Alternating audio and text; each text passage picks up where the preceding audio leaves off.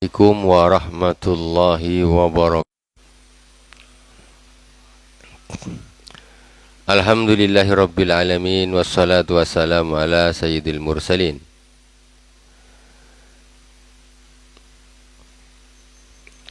Alhamdulillahi rabbil alamin, wassalatu wassalamu ala sayyidil mursalin wa ala alihi washabihi ajma'in. Subhanaka la ilma lana illa ma 'allamtana innaka antal alimul hakim. Rabbi israh li sadri wa yassir li amri wa hlul 'uqdatam min lisani yafqahu qawli. Amma ba'd. Jamaah salat fardu subuh Masjid Baitur Rahman yang dirahmati Allah Subhanahu wa taala, kaum muslimin dan muslimat di mana saja berada yang dirahmati Allah. Pertama sekali kita Fatihah terhadap baginda Rasulullah sallallahu alaihi wasallam, kepada para anbiya, para sahabat, tabi'in, tabi'in, kepada para aulia wasyuhada wassalihin wal masyayikh. Utusan Abu Yasin Muhammad bin Ali Al-Malik Al-Hasani wa Abu Yasin Ahmad bin Sayyid Muhammad Al-Malik Al-Hasani. Amadanallahu bimadadihim wa fadu alaina min barakatihim wa anwarihim wa ulumihim fid dini wa dunya wal akhirati bisirril Fatihah. A'udzu billahi minasy syaithanir rajim. Bismillahirrahmanirrahim. Alhamdulillahi rabbil alamin. Ar-Rahmanir Rahim. Maliki yaumiddin. Iyyaka na'budu wa iyyaka nasta'in. Ihdinas siratal mustaqim.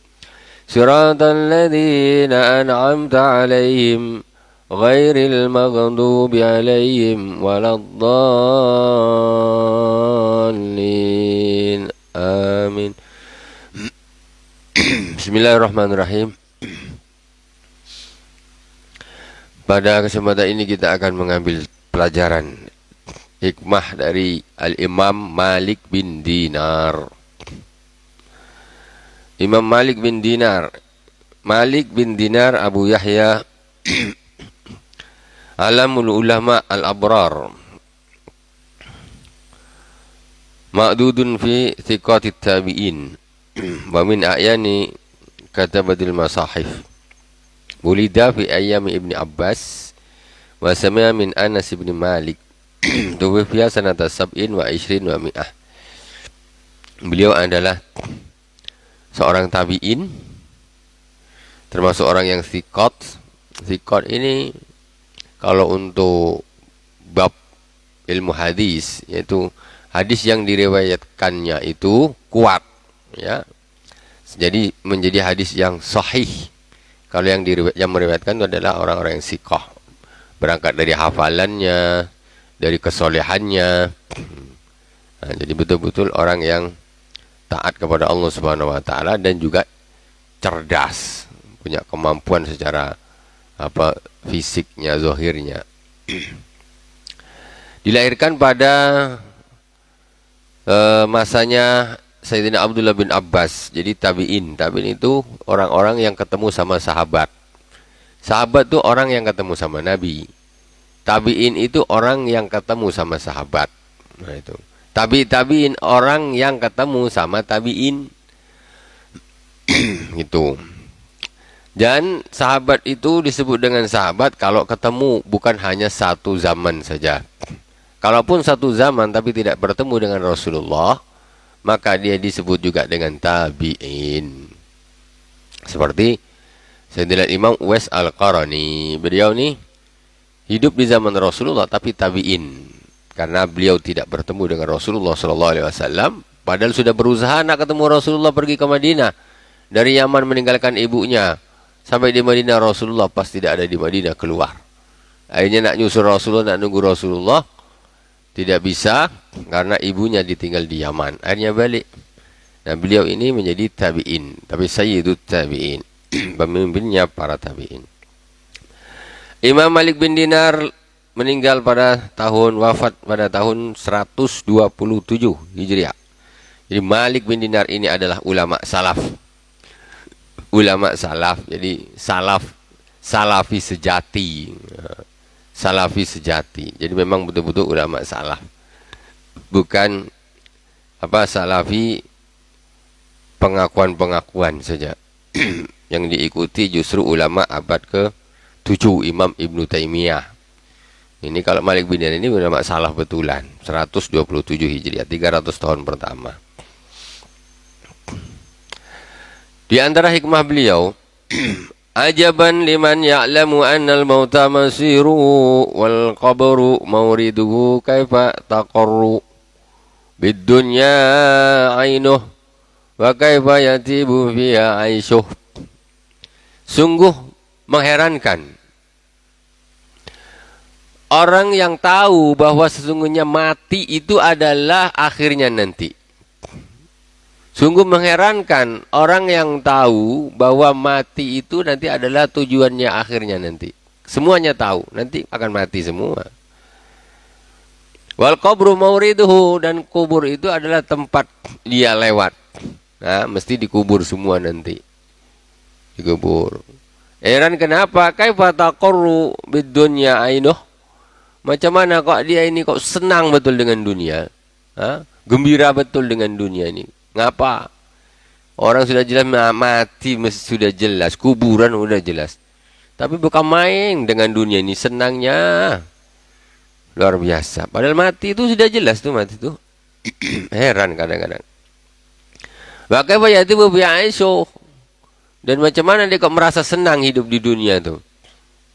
Enak aja sampai mau mati, suruh mati, tak ada mati dulu. Tapi time-nya datang mati juga. Dia merasa nyaman hidup di dunia.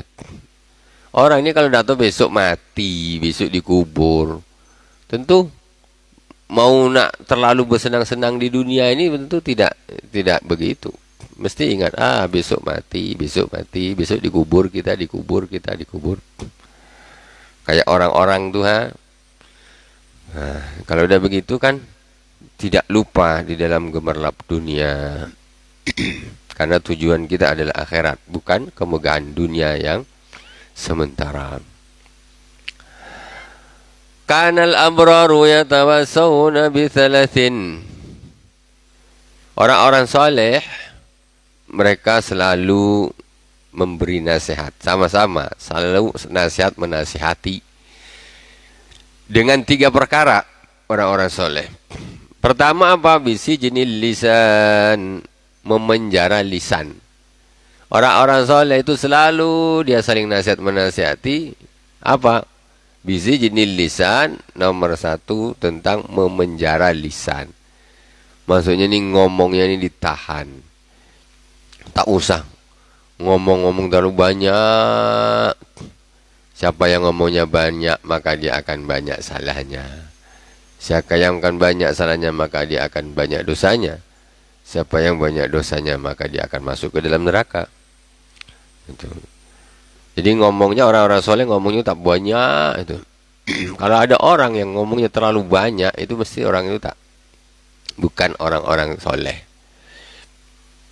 Orang soleh jaga lisannya, enggak terlalu ngomong yang penting-penting, yang perlu-perlu saja. Wahaha hihi hoho terus dari pagi sampai petang. Ketawa tak habis-habis.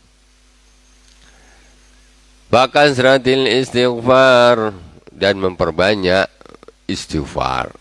Astaghfirullahaladzim, astaghfirullahaladzim, astaghfirullahaladzim. Wal uzlatu, dan uzlah, mengasingkan diri dari orang. Kadang-kadang kita ini kalau udah campur orang terbawa.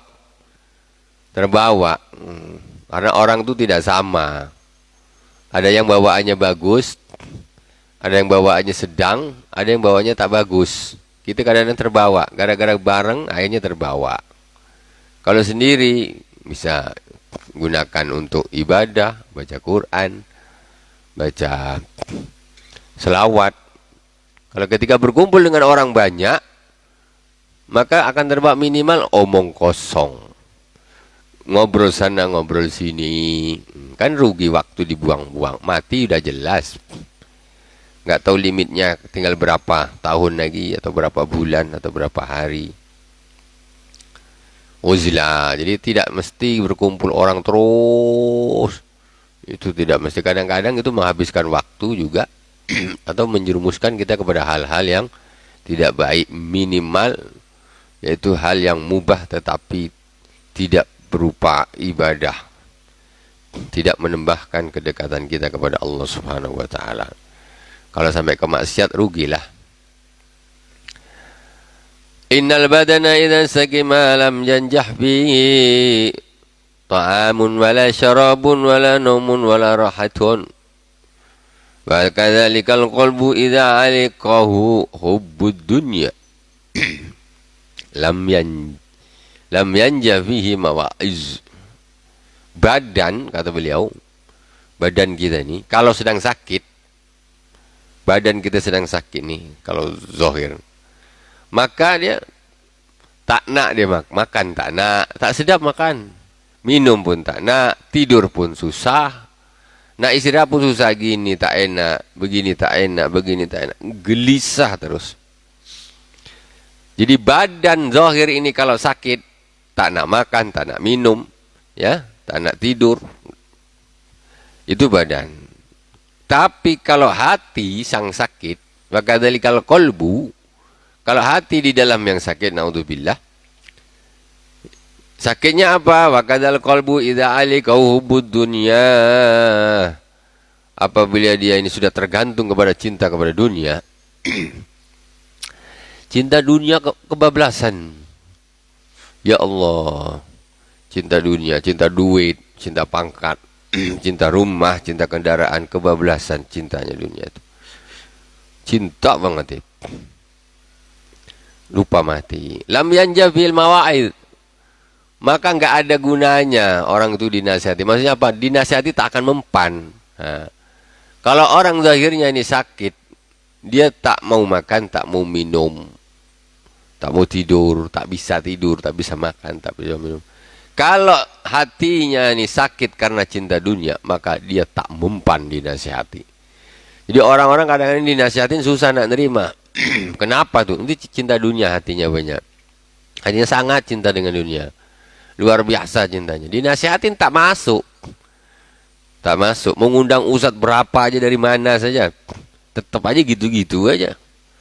Nah, jadi sama sekali kebal sudah. Kebal nasihat. Kenapa? Karena di dalam hatinya bercokol cinta dunia. Kalau kita bilang masalah cinta dunia atau hubud dunia, ini kadang suatu penyakit yang zaman sekarang yang tidak dianggap penyakit. Penyakit yang tidak dianggap penyakit ini yang repot. Kalau kita anggap itu penyakit, maka apa namanya? Ya kita hilangkan. Tapi kalau kita anggap tak penyakit, ya kita tak mau sembuhkan, tidak mau berobat. Cinta dunia penyakit. Tapi ketika kita anggap biasalah, orang suka ini, suka apa, biasa. Ketika dianggap itu bukan penyakit, ya kapan dia nak berobat? Padahal yang seperti itu, kalau orang yang terlalu cinta seperti itu, biasanya orang itu susah untuk dinasihatin.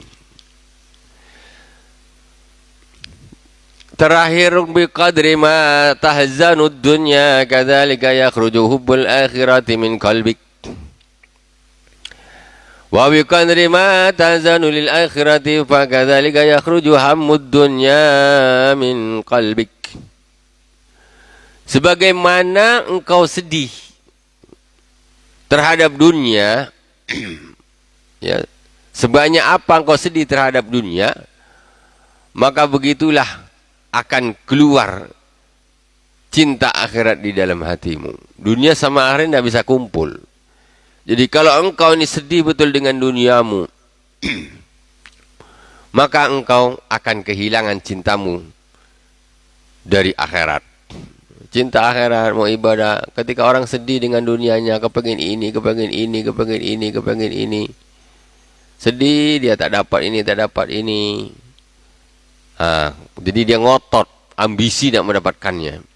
Orang yang begini, itu sebagaimana cintanya terhadap dunia ini masuk di dalam hatinya, maka akan keluar cinta akhirat dari hatinya. Nggak bisa jalan bareng, nggak bisa. Wa biqadri ma tahzanu lil akhirati wa kadzalika yakhruju hammud dunya min qalbik. Dan sebagaimana engkau sedih terhadap akhirat, Sedih terhadap akhirat macam mana besok. Ibadah, ibadah, ibadah. Mati macam mana besok. Hisab macam mana besok. Di neraka, na'udzubillah, kayak apa. Neraka kayak apa. Ngeri. Jadi, ada kesedihan macam mana aku besok. Dan sebagaimana banyaknya kesedihanmu terhadap akhirat, maka akan keluarlah kesusahan dunia daripada hatimu. Kalau udah orang dah mikir akhirat gitu, dunia dah tak pakai mikir. Kenapa orang di dunia ini susah? Karena cinta banget sama dunia itu. Kalau tak cinta banget, mana susah? Orang cinta dunia, contoh, dia bawa mobil. Tiba-tiba mobilnya tergores. Tergores mobil nih. Begitu tergores, dia cinta betul dengan mobilnya nih. Apa tak panas hati, macam mana ini, nanti betulkan lagi berapa ini. Tapi kalau orang tak cinta, biasa aja, tak ada susah. Tapi kalau orang cinta dunia, mesti dia susah tuh. Waduh, macam mana ini, macam mana, pangkat biasanya dia dapat, akhirnya dia tak dapat. Kalau dia cinta dunia, susahnya bukan main, dendam lah, apalah segala macam. Kalau orang tak cinta dunia, selalu aja, apa dunia ini, selalu lah, tak ada masalah. Dan tidak ada sedih. Kenapa kita sedih di dunia ini? Karena kita cinta terhadap dunia. Nah, itu saja. Kalau orang-orang soleh, mereka tidak cinta terhadap dunia, dalam arti bukan tidak pakai dunia. Dunia tetap dipakai, tapi sebagai sarana saja, secukupnya saja. Tapi bukan untuk dicintai. Orang kalau cinta dunia, dia akan selalu hidup susah. Ya, akan selalu hidup susah. Karena keinginannya menuruti hawa nafsunya tadi, ya, akan terus dikejar-kejar, sehingga dia tidak akan pernah ada cukupnya. Susah, susah, susah, susah, susah. Wallahu subhanahu wa ta'ala a'lam.